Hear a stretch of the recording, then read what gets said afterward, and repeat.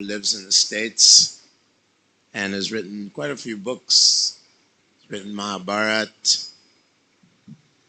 a summary study of Mahabharat, and he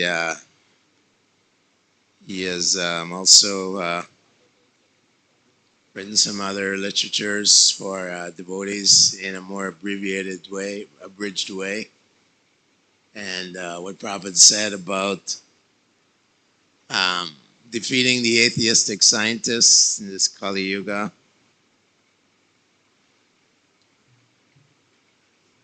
So here, Hanumanji, he's come to the gardens, Ashoka Gardens. These are the pleasure gardens of Ravana. And he's approached Sita as a messenger from Ram. And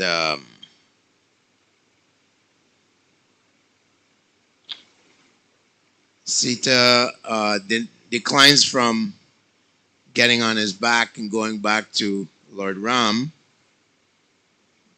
So here she's going to give Hanuman something to remind Lord Ram of her. After saying this, Sita Devi untied from her cloth a bright jewel that she had formerly used to decorate her head. While handing it to Hanuman, she said, "When he sees this jewel, my husband will remember 3 persons, because it was given to me by my mother as dowry in the presence of his father and mine. O Hanuman, please act in such a way that my Lord and Lakshman will come here as quickly as possible to terminate my terrible suffering." Hanuman circumambulated Sita Devi and was just about to depart when she once again spoke with a voice choked with tears. Sita Devi said, "Please speak to my Lord about me in such a way that he will become very eager to rescue me." Hanuman replied, "Do not worry. Very soon you will see Lord Ram, Lakshman, and all the heroic monkeys come here to kill Ravana." I'll jump ahead a little bit.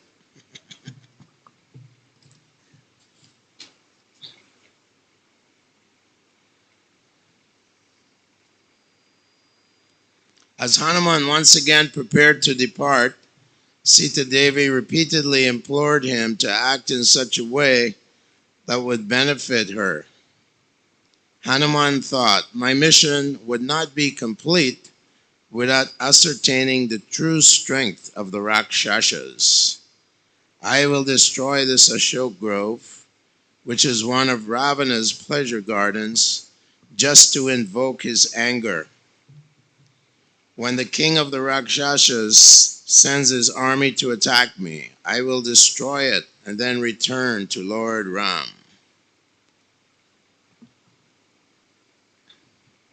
Having made up his mind, Hanuman began creating havoc by knocking down some trees and uprooting others. He stirred up the ponds and shattered the hilltops.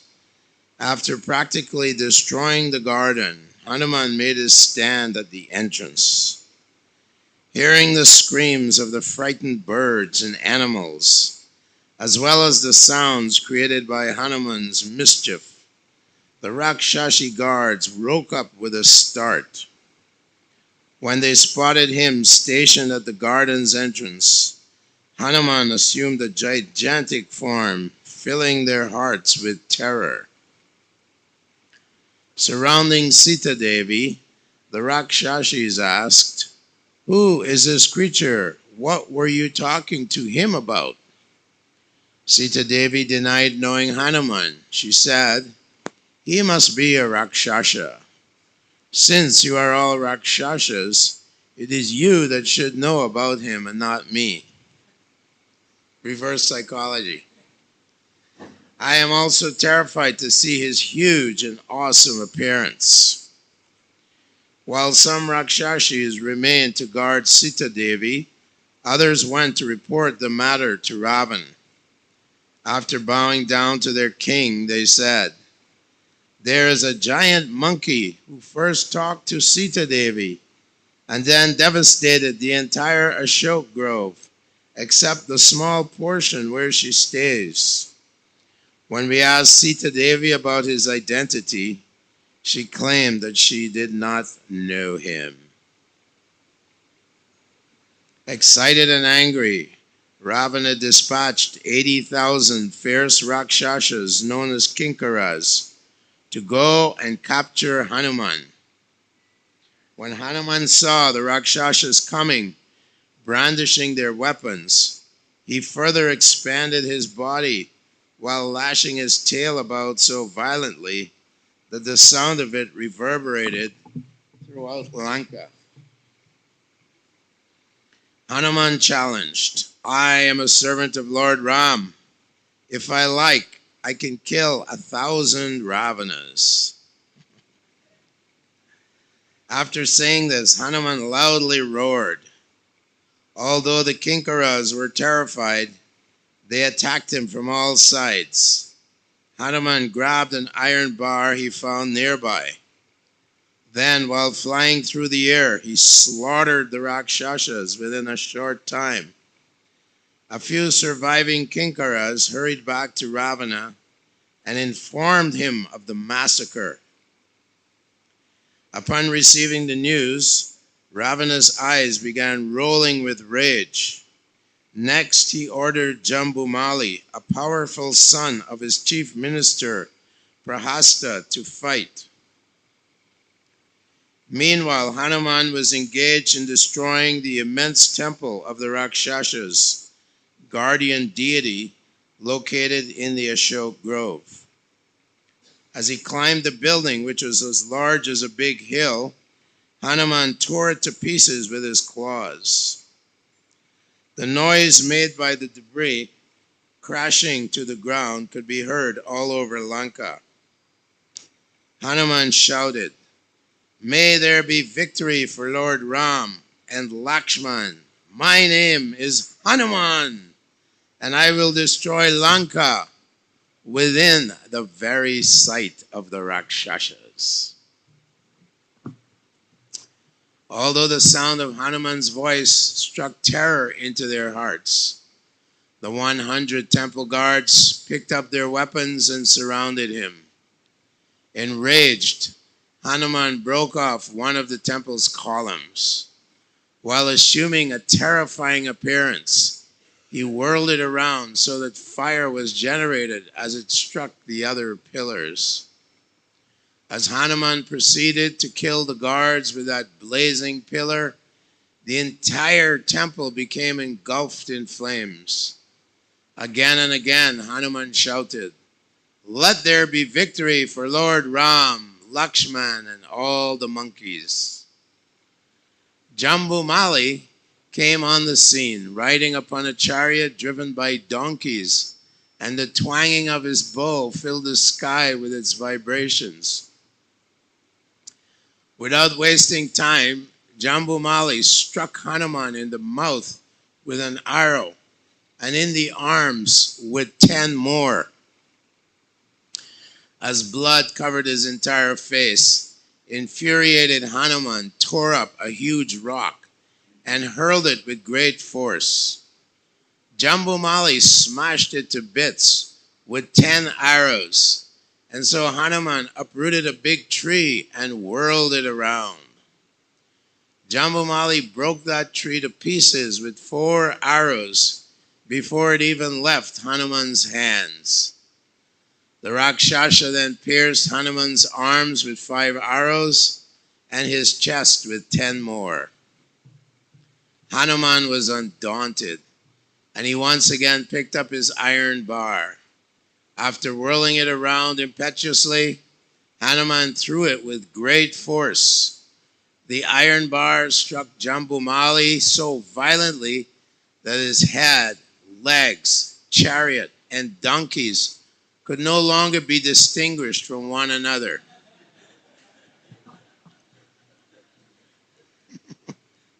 Reminds me of when Bhima killed that Kshatriya prince when they were living incognito. What was the name of? Kita. Yeah, right. Turn him into a ball of flesh.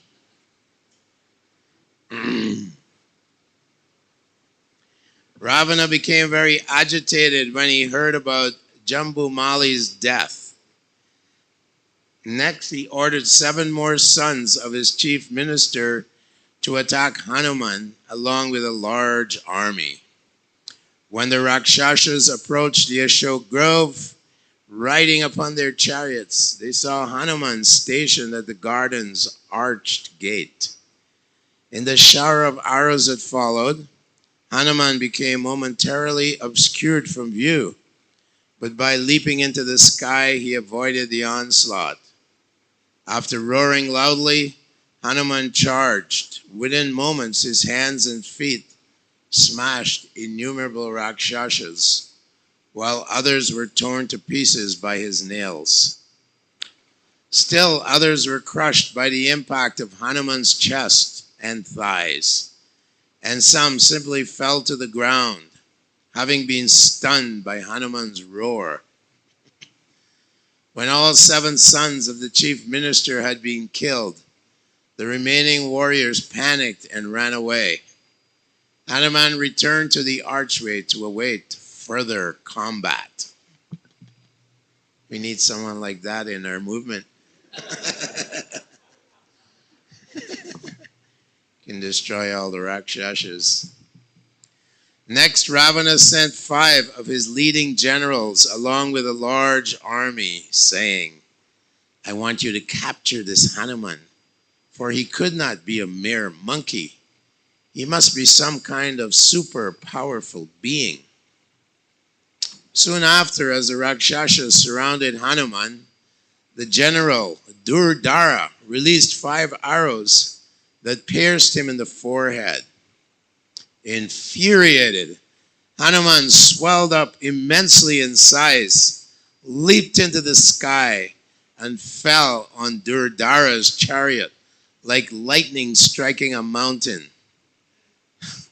Due to the impact, the chariot was smashed to pieces, and Durdara and the horses fell down, crushed to death. Jai Hanuman! Pretty powerful guy. Enraged at the death of their comrade, 2 other generals named Virupaksha and Upaksha suddenly sprang into the air and struck Hanuman in the chest with their clubs. Undaunted, Hanuman swooped down and uprooted a tall shala tree. He then struck the 2 generals dead.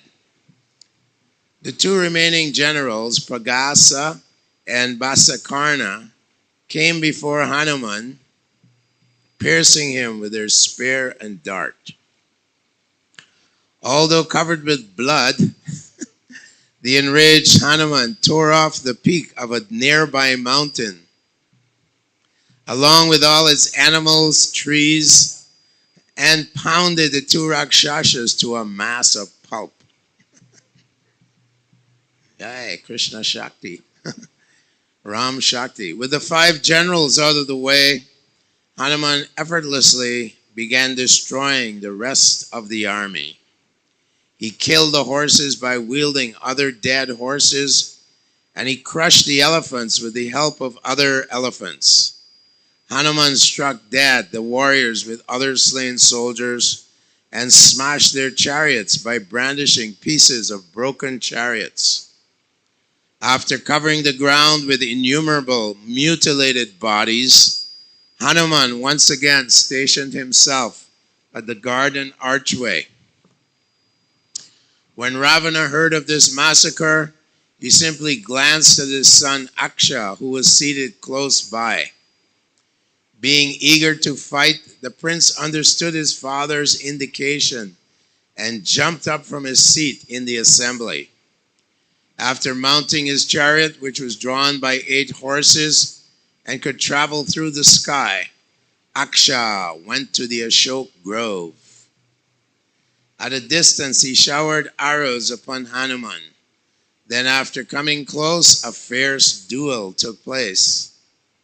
Aksha was very powerful.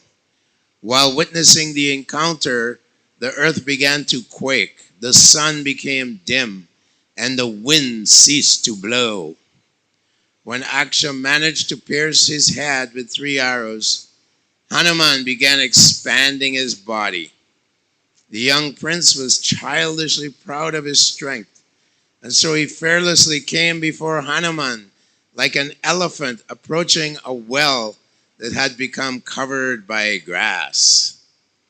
After being struck by Aksha's arrows, Hanuman assumed an awesome form and leaped into the air. Aksha closely followed him while constantly releasing his arrows, but Hanuman dodged them while soaring through the sky. When an arrow pierced his chest, Hanuman mentally praised the skill of his enemy and thought, although just a young boy, this Rakshasa is fighting very heroically, and so I do not wish to kill him.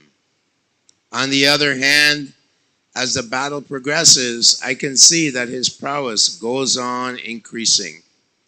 If I neglect him, I may end up being defeated. Therefore, I had better kill him at once. After all, a fire that is spreading should be extinguished as quickly as possible. While increasing his speed, Hanuman killed Aksha's horses with a slap of his hand. When the disabled chariot fell to the ground, it smashed into pieces.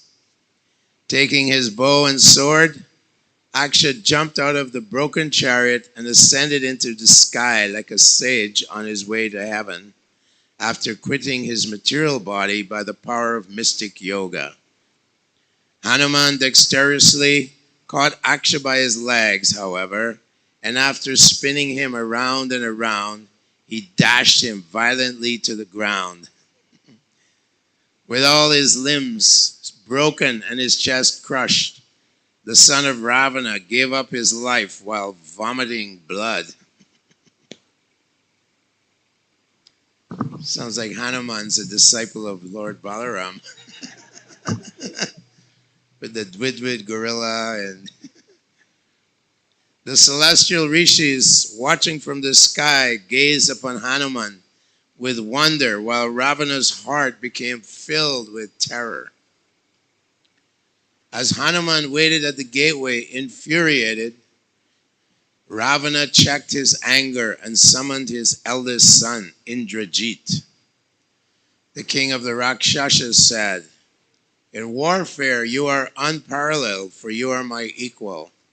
You conquered the king of heaven along with all the demigods, and you received the weapons from Lord Rama. Now please go and do whatever it is necessary to subdue this mysterious enemy." Hanuman felt very happy to hear the twang of Indrajit's bow as he came before him riding upon his chariot. As Indrajit showered his arrows, Hanuman roared loudly and expanded himself while ascending to the sky to avoid the onslaught.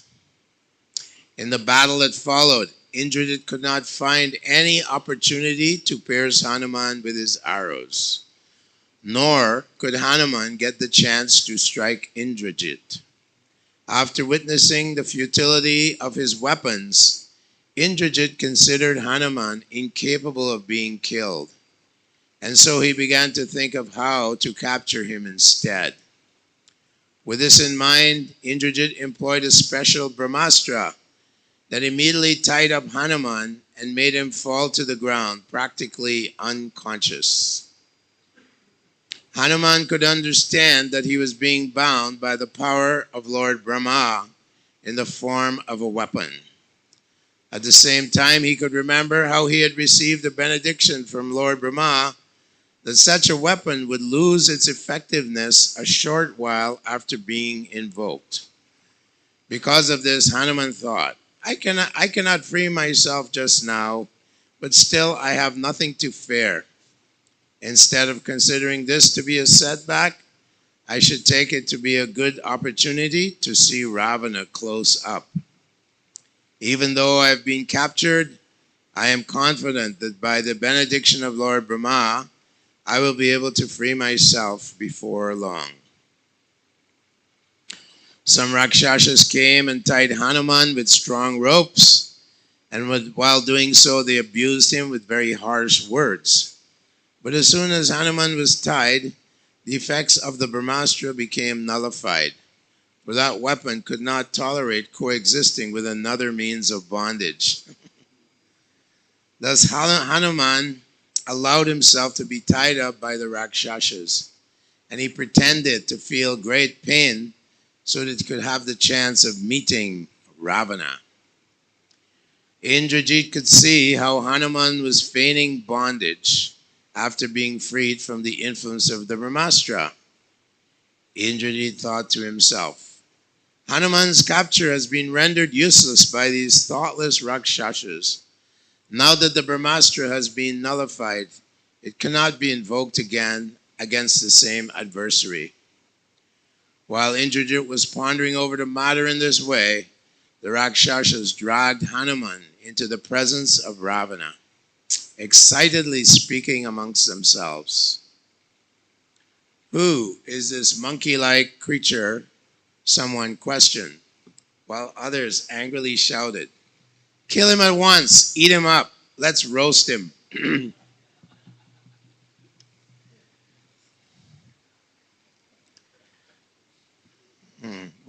We won't mention what goes on in America when there's roasting of meats. Seeing Hanuman tied up in front of him, Ravana asked his ministers to go do the interrogation. In reply to their questions, Hanuman said, I am a messenger from Sugriva, the king of the Vanaras, who sends you his best wishes for your welfare. The noble-minded Sugriva hopes that you are conducting yourself according to religious principles and that as a result your kingdom is prospering. Hanuman was certainly angry at having been captured, and the knowledge that Ravana had kidnapped Sita Devi surely inflamed his rage. And yet, as he gazed upon the king of the Rakshasas, who was seated upon his crystal throne, he thought, with Ravana's charm, presence of mind, courage, splendor, and auspicious bodily characteristics, he would have surpassed even Indra in glory if he had not become averse to righteousness. Ravana was also agitated and angry, but at the same time, he felt apprehensive while looking at Hanuman. He anxiously wondered, is this Nandi, the bull carrier of Lord Shiva, who previously cursed me when I mocked him? Or is this Bana, the king of the Asuras, disguised as a monkey? Prahasta, Ravana's chief minister, assured Hanuman, if you simply tell us the real reason why you have come here, we will let you go. Hanuman replied, as a curious monkey, I came here to meet Ravana, but I knew that an insignificant creature like me would have a very hard time getting the king's audience.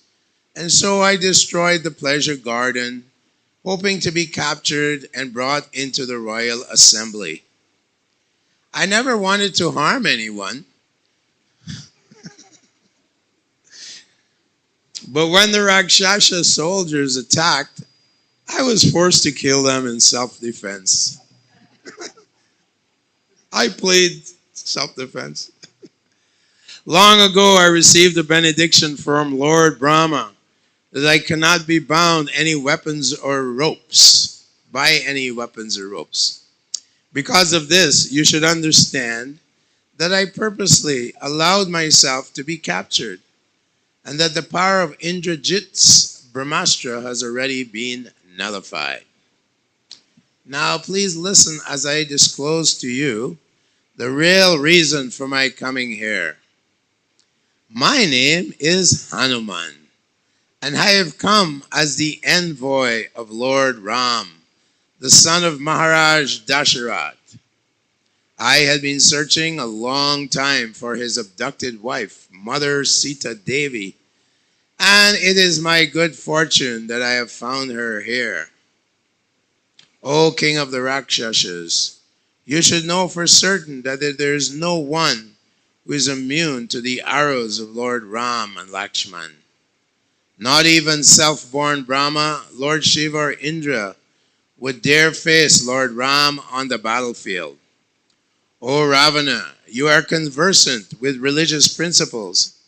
One who is actually wise would never court disaster by giving up the path of virtue. Please take my good advice and give Mother Sita Devi back to Lord Ram before it is too late. Previously, you had become immune to death at the hands of the demigods and the Asuras by virtue of your severe austerities. Cannot you see that in the same way your unrighteous act of kidnapping Mother Sita Devi will bring about disastrous results? Even if I could annihilate Lanka, and so what to speak of Lord Ram? Even I could annihilate Lanka, and so what to speak of Lord Ram, who can dissolve the entire universe and then recreate it as before. Hanuman's speech made Ravana furious. As his reddish eyes rolled in anger, he commanded, "Kill this monkey at once!" With a gentle voice, Bibhishana advised, "My dear elder brother, it is not proper to kill a messenger. You are certainly well aware of religious texts, but all such knowledge will be made null and void if you let yourself become swayed by uncontrolled anger." Good advice. Ravana did not like such free advice, and so he replied, "There is no sin incurred for killing an evil doer. Let Hanuman die." Bibhishana argued, "In Shastra there is no injunction that a messenger can be killed. Such a thing is unheard of. Only mutilation of the limbs, flogging, shaving the head, and branding are punishments that can be administered. My dear Ravana, great heroes like you never fall prey to the influence of uncontrolled anger. I suggest that you try to kill the enemy who has sent Hanuman, and not Hanuman himself. Why don't you send your army to fight with Lord Ram and Lakshman? For it is they who seek revenge." Becoming a little influenced by his pious brother, Ravana finally relented, saying, "Monkeys always prize their tails very highly. Therefore, set fire to his tail, parade him through the streets so that people can see what kind of hero he is. After that, release Hanuman so that he can return to his relatives with a burnt tail and thus suffer great humiliation." Being thus commanded, the Rakshasas first wrapped cotton rags around Hanuman's tail and then soaked the cloth in oil. When the rags were set ablaze, Hanuman expended himself in a fit of rage and began beating the Rakshasas by lashing his tail about. The Rakshasas managed to grab hold of Hanuman and tie him more tightly because he let them do so, desiring to tour Lanka by day just to get a good look at its fortifications.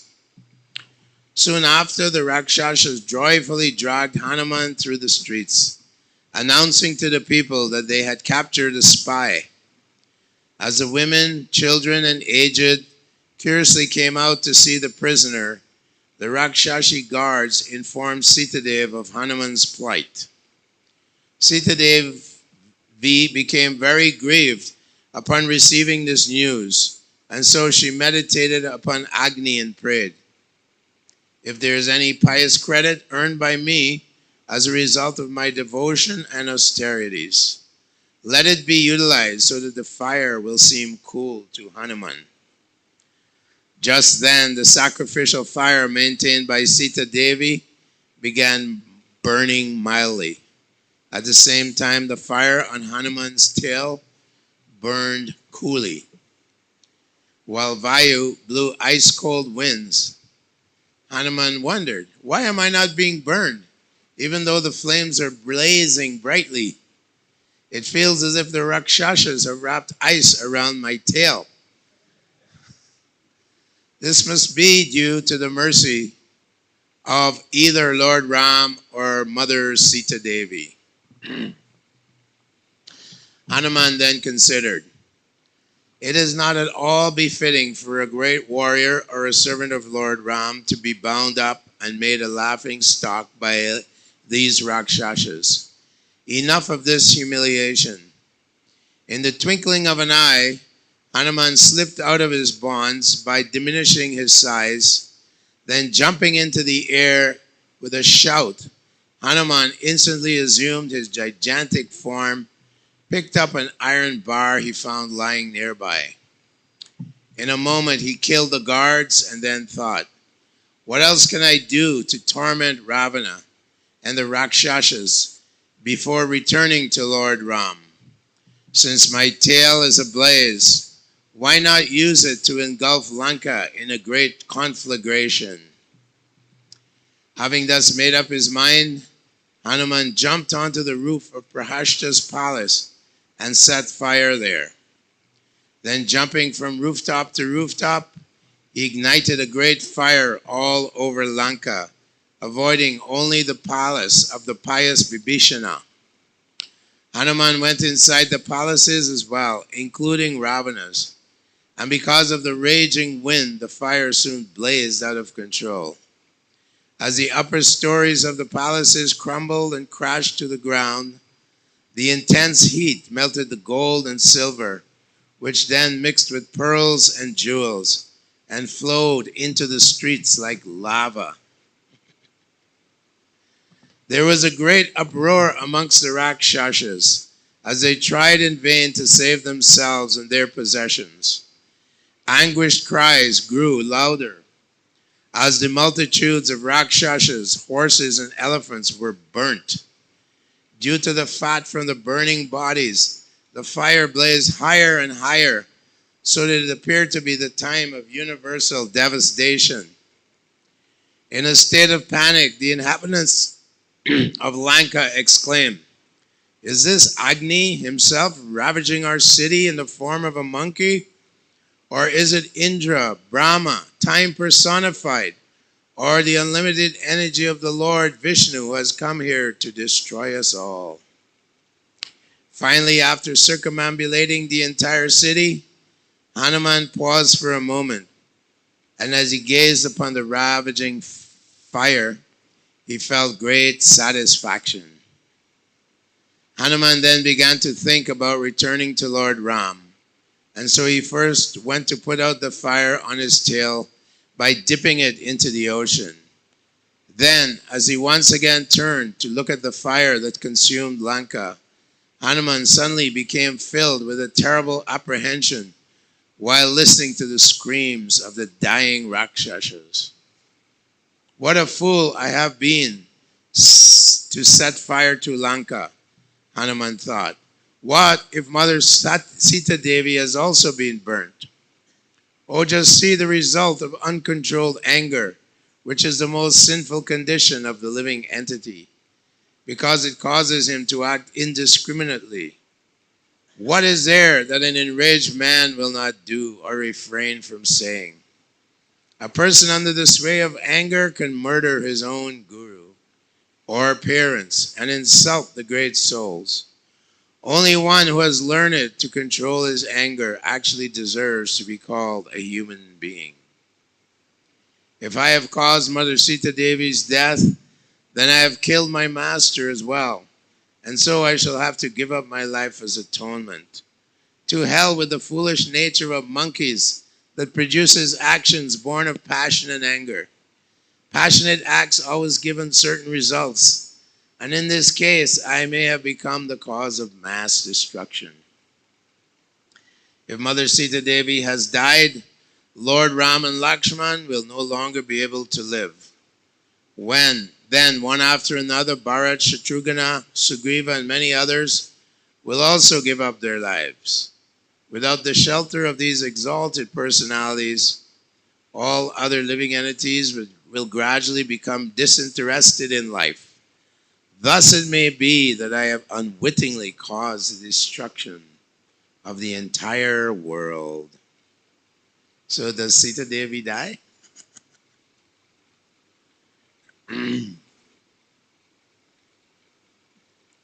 So Chaitanya Mahaprabhu was in South India, and it was revealed to him. He told one Brahmin who was a devotee of Ram that just when Ravana was about to grab Sita Devi, what happened? Agni Dev appeared and took the real Sita Devi into protection, and Maya Sita was given to Ravana. If Mother, as Hanuman lamented in this way, he saw some auspicious omens. He then concluded, virtuous Mother Sita could not have been harmed. After all, by the mercy of Lord Ram, even I was not burnt by the fire, and so what to speak of his beloved consort? The purity of Sita Devi's character alone is sufficient to protect her. The strength of her austerities, her devotion to truth, and her dedication to Lord Ram are more powerful than fire.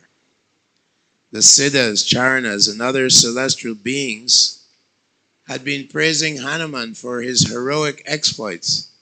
Now, to reassure him, they informed him that Mother Sita Devi was safe and sound. Overjoyed and relieved, Hanuman rushed to where Mother Sita Devi was staying, and upon seeing her, he shed tears of happiness. Sita Devi said, my dear Hanuman, please remain here for just one day. I get relief from my burning grief by your association. After all, your return is uncertain, and so is my survival. Due to my intense unhappiness, it seems to me that my lord, Lakshmana, and the monkeys will never be able to cross the ocean. Still, you must urge my husband to come here quickly and rescue me, for I do not feel that I can survive much longer under these conditions. Hanuman tried to comfort Sita Devi by assuring her that Lord Ram would rescue her. Then, having made up his mind to depart, Hanuman went to the top of Mount Arishta. Being very eager to return to Lord Ram after the successful completion of his mission, Hanuman began crushing the mountain with the pressure of his feet. As Hanuman expanded his size, the mountain began to crumble, so that the Gandharvas and animals residing there fled in fear. When Hanuman took his mighty leap, the lofty mountain sank down to become at level with the earth. Thereafter, while sailing through the air, Hanuman once again touched the Menaka mountain as a token of respect. At last he approached Mount Mahendra. Hanuman began roaring in jubilation while waving his tail, for he was very anxious to meet his monkey friends. As they heard Hanuman roaring, all the monkeys waiting on the shore became very eager to catch a glimpse of their hero. Jambavan said, judging from his exuberance, Hanuman must have been successful in his mission. All the monkeys excitedly jumped from tree to tree and mountain peak to mountain peak, waving their cloths. When Hanuman finally came into view, they stood up with folded hands to watch him descend upon Mount Mahendra. Within a short while, the monkeys surrounded Hanuman, shouting with delight as they presented him fruit and roots. Hanuman first offered respect to his elders and then to Prince Angada. In answer to their excited inquiries, Hanuman confirmed that he had found Mother Sita Devi. The monkeys were overjoyed, and so they embraced Hanuman again and again. While praising him for his heroic deed, Angada sat down to talk with Hanuman. So, we have 15 more minutes, 17 more minutes. Should we hear about the death of Ravana or Kumbhakarna? Let's see if I can find it.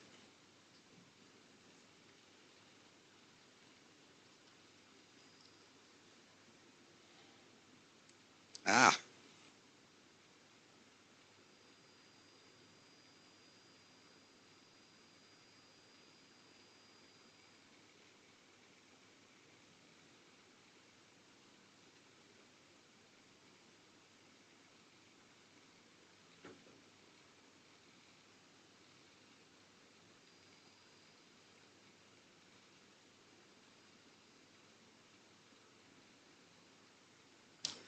Lord Ram kills Ravana.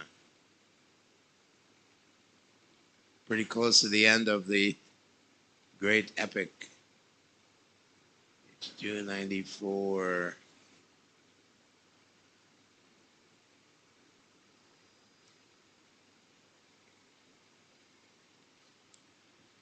I'll read ahead of that.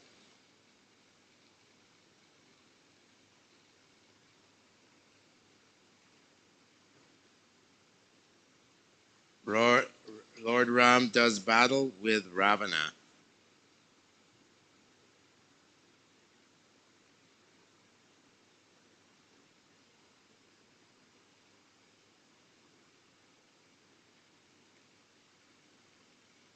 Meanwhile, Ravana mounted another chariot and rushed out from the city, being eager to fight with Lord Ram.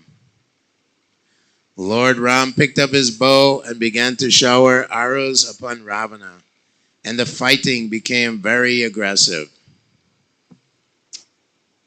Time for a break.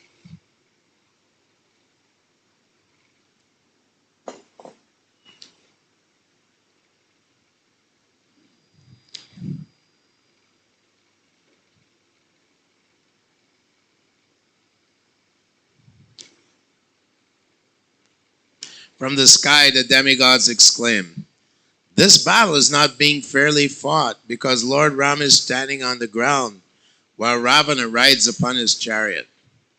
Taking his cue, Indra called for Matali and ordered him to take his chariot to where Lord Ram was stationed upon the battlefield. Matali came before Lord Ram, driving Indra's golden chariot drawn by 1,000 horses, having a greenish complexion. The celestial charioteer announced, "My dear Lord, King Indra requests you to kindly accept this chariot.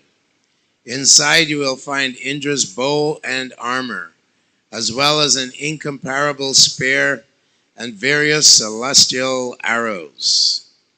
My dear Lord Ram, please mount this chariot at once, for the demigods are very aggrieved to see how you have to fight while standing upon the ground." After circumambulating Indra's chariot, Lord Ram mounted it. Thereafter, a thrilling duel took place between Lord Ram and Ravana. A thrilling duel. When Ravana released the Gandharva weapon, Lord Ram quickly neutralized it with another Gandharva weapon. Ravana next discharged a Rakshasa weapon that took the form of innumerable serpents, having blazing, wide-open mouths. In response, Lord Ram released a Garuda weapon that transformed into countless golden eagles that quickly ate up all of Ravana's snake arrows. They're so proud of their nuclear weapons, but this is way more sophisticated technology. This inflamed Ravana's anger. He rapidly retaliated by discharging 1,000 arrows at Lord Ram, numerous more that pierced Matali, a single shaft that knocked down Indra's flag, and many more that afflicted the horses. It appeared as if Lord Ram was being put into great difficulty, and so the demigods and monkey warriors became very anxious. Lord Ram then assumed a very ferocious form of anger, and because of this, the earth began to quake. Many evil omens became visible, so that all beings, including Ravana, became afraid. At this time, numerous demons appeared in the sky to encourage Ravana, just as the demigods were rooting for Lord Ram. As if in response, Ravana picked up a dreadful dart and roared so ferociously that heaven and earth began to tremble. He shouted, "Ram, prepare yourself, for now you're going to die." After saying this, Ravana hurled a terrible weapon. As it soared through the sky, it made a loud roaring noise, and it was encircled by lightning. Lord Ram released innumerable arrows in attempt to intercept that awesome missile, just as Indra tries to stop the fire of devastation that occurs at the end of the Kalpa by pouring torrential rain. Lord Ram could see that the onrushing dart was consuming his arrows, and so he picked up the celebrated spear of Indra and hurled it. While soaring through the air, that spear illuminated all directions and collided with Ravana's dart. Shattering it to pieces, it fell harmlessly to the ground.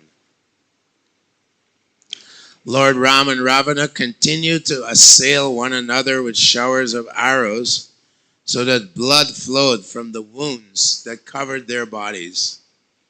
Still being undaunted, Lord Ram laughed disdainfully and rebuked Ravana by saying, "O kidnapper of Sita, you are a first-class fool for considering yourself to be a great hero.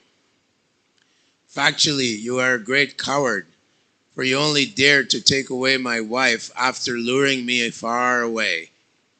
How can you be so proud of overpowering a poor defenseless woman in the absence of her husband? Ravana, today you will meet your deserved end, as the body you are so attached to will become food for vultures and jackals." After saying this, Lord Ram attacked Ravana with redoubled energy and greater dexterity. This was combined with the volleys of stones hurled by the monkeys. Within a short time, Ravana became dazed and bewildered at heart, so that he could no longer properly take up and discharge his weapons. Seeing this, Ravana's charioteer drove him swiftly away from the battlefield, beyond the reach of Lord Rama's arrows. When Ravana came to his senses, he chastised his driver. "By your shameless action, I can understand that you consider me to be impotent and a coward. By acting independently, you have spoiled my reputation. Take me back to the battlefield at once."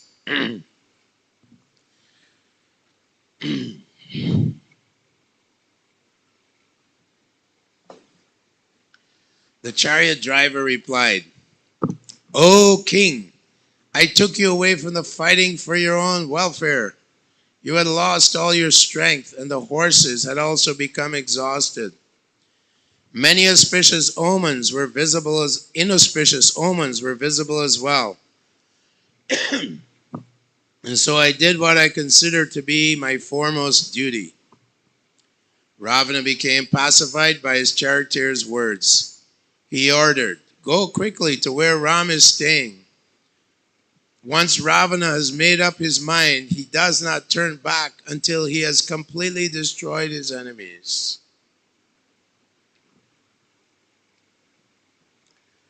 Meanwhile, in Ravana's absence, Agastya Rishi came to see Lord Ram, knowing that he had become fatigued from fighting. After being properly honored and welcomed, Agastya Rishi said, "My dear Ram, kindly receive from me the Aditya Hridaya prayer that is meant for satisfying the sun god. This mantra bestows blessings, great blessings, and cleanses one of all sins. One who chants this hymn prolongs his life and remains fixed on the eternal path of religion. O deity of the sun, I offer my obeisances unto you. You are chief of the demigods because of your unlimited effulgence that maintains the entire universe. You are worshipped by both demigods and asuras for obtaining ultimate welfare. You are the reservoir of universal energy and the source of life for all beings. As such, you perfectly represent the Supreme Lord Vishnu as his empowered expansion. Men who know the Vedas worship you as Lord Narayan, situated within the sun, by chanting suitable prayers 3 times daily. It is you alone who destroys the dense darkness of this universe. And thus I bow down to you, O splendorous one. Again and again I offer my obeisances unto you, the eye of the Supreme Lord, and witness of the world's activities. O Lord Ram, if you recite this mantra while worshipping the sun god as the all-in-all, you will certainly be able to conquer your enemy. Anyone in difficulty who worships Surya with his prayer never comes to grief. After his departure of Agastya Muni, Lord Ram felt rejuvenated. He sipped water 3 times while uttering the holy name of the Lord. Then, facing the sun, Lord Ram recited the Aditya Hridaya prayers, and as he did, he felt great transcendental bliss. Afterwards, Lord Ram picked up his bow and advanced towards Ravana, determined to kill him in an all-out effort. At this time, Surya spoke to Lord Ram from the sky, urging him, "Do not delay, go quickly." Lord Ram ordered, "O Matali, drive quickly to where Ravana is staying, but at the same time be very cautious." Then, remembering that he was speaking to Indra's charioteer, Lord Ram felt embarrassed, and so he apologized. "I am very sorry to have instructed you as if I were your master. It is just that I am eager to kill Ravana, so please excuse my offense."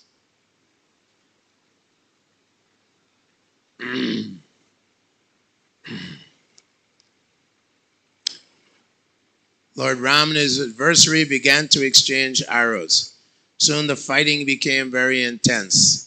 Clouds rained blood upon Ravana's chariot, and a flock of vultures followed it. A huge meteor fell nearby, and so all the Rakshasas became exceedingly despondent, while Ravana became convinced that he would soon die. On the other hand, very pleasing signs appeared before Lord Ram, and so he became convinced that victory would soon be his.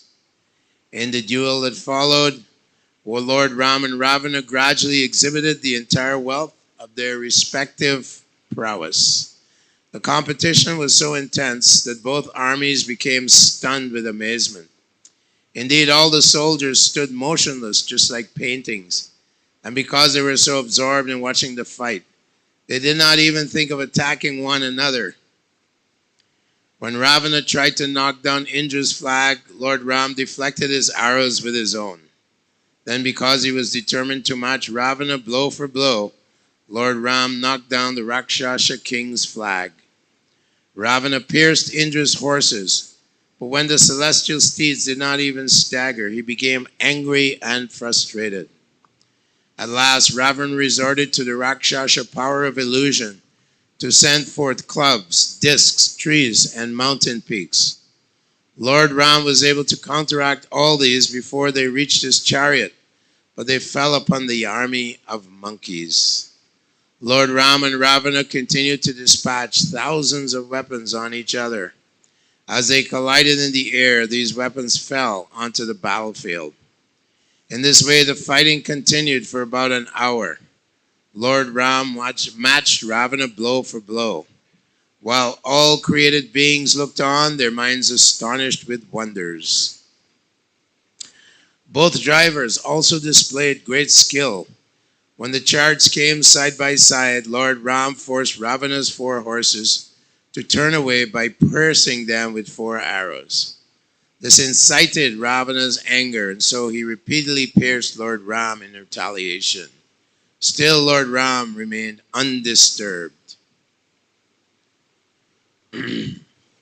Sometimes Ravana fought in his 10-headed feature, and at other times he fought in his normal form, having 1 head. On one occasion, Lord Ram managed to sever Ravana's head with an arrow, but as that head fell to the ground, a duplicate one miraculously cropped up in its place. Lord Ram severed that head, and another one immediately manifested itself. Again and again, Ram cut off Ravana's head until altogether 100 such heads lay on the battlefield. Because each time a new head appeared to replace the one he severed, Lord Ram began to wonder. With these arrows, I formerly killed Maricha, Kara, and Virata. I pierced 7 solid trees and killed the invincible Bali. These arrows had humbled great mountains and agitated the fathomless sea. How is it that they are ineffectual against Ravana? The duel continued at a furious pace. Both combatants were obsessed with desire for killing each other. In fact, several days and nights passed without any break in the fighting. I have 1 minute left, so I can jump ahead. Oh, just a couple of paragraphs left.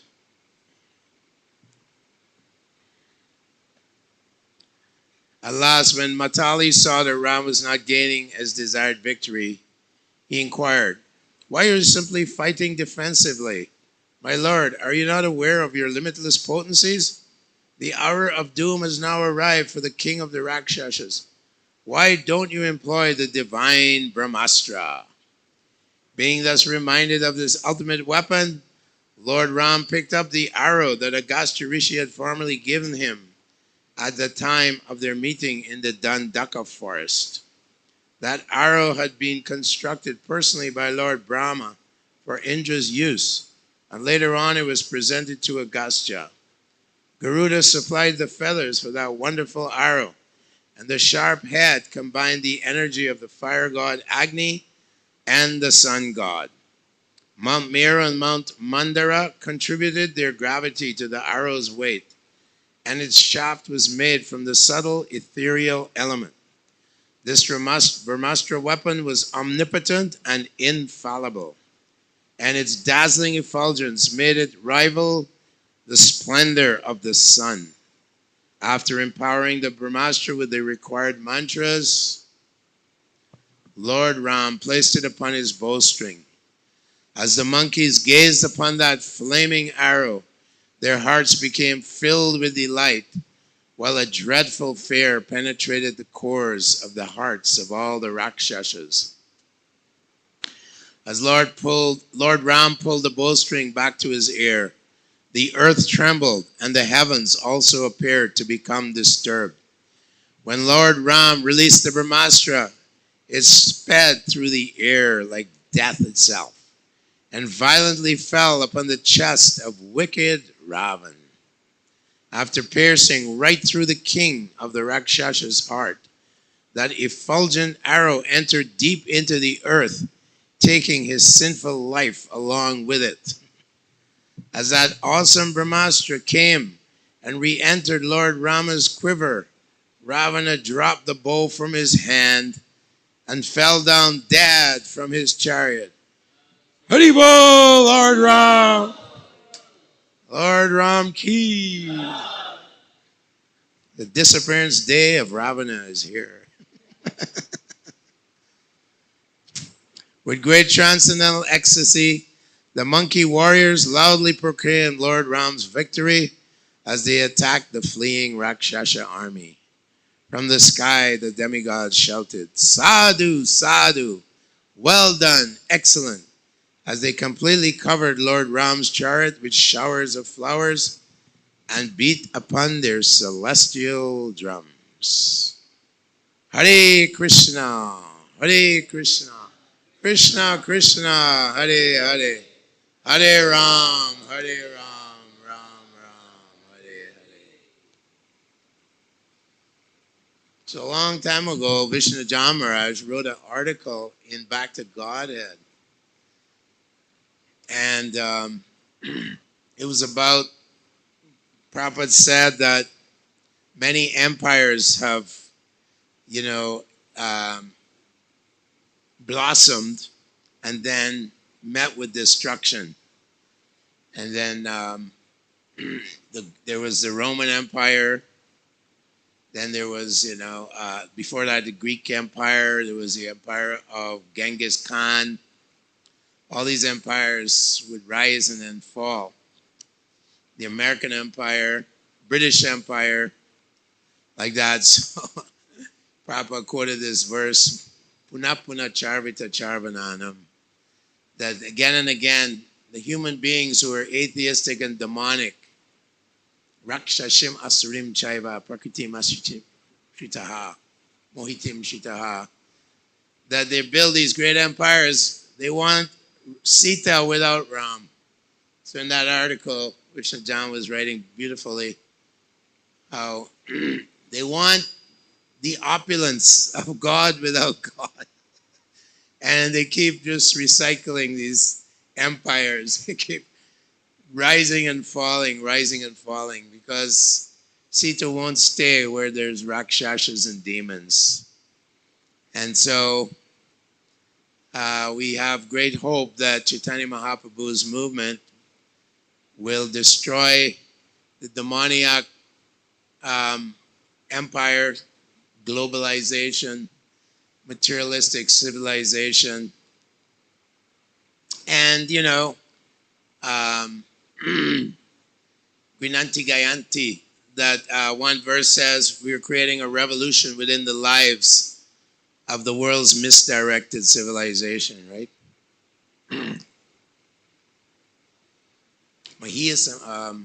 Anyway, that verse is there. So this is our business. We are the warriors of Lord Chaitanya, of Srila Prabhupada. And our arrows are the Srimad Bhagavatam, Bhagavad Gita, the holy name. Chaitanya Mahaprabhu is very merciful. And we only kill with love, kill with compassion, the demoniac tendencies of people in general. So that's our business. Prabhupada said, I'm bringing the white monkeys from America, white elephants, white monkeys, to India. And the Indians were very amazed because the culture of India has been suppressed for so many centuries by the Mughals, by the British. So many invaders came. But Prabhupada said they couldn't destroy the Vedic, totally destroy the Vedic culture, Sanatan Dharma. So now Sanatan Dharma is destined to spread throughout the world for 10,000 years. And Srila Prabhupada said, these books that he has written, actually he said Krishna wrote them, but he's empowered. Just like Hanuman was empowered, Srila Prabhupada was empowered. He says they're the law books for the next 10,000 years. And we'll feel safe when all the Supreme Court judges will have tilak on their foreheads. All glories to Srila Prabhupada. Hare Krishna. Thank you, Prabhus, for your wonderful presentations. Haribo. Great day, Ram Navami. Celebration of Lord Ram. Haribo. His Grace Kripanidhi Prabhu ki jai. Haribo. Now we'll have kirtans and after that we'll have Pushpanjali. So,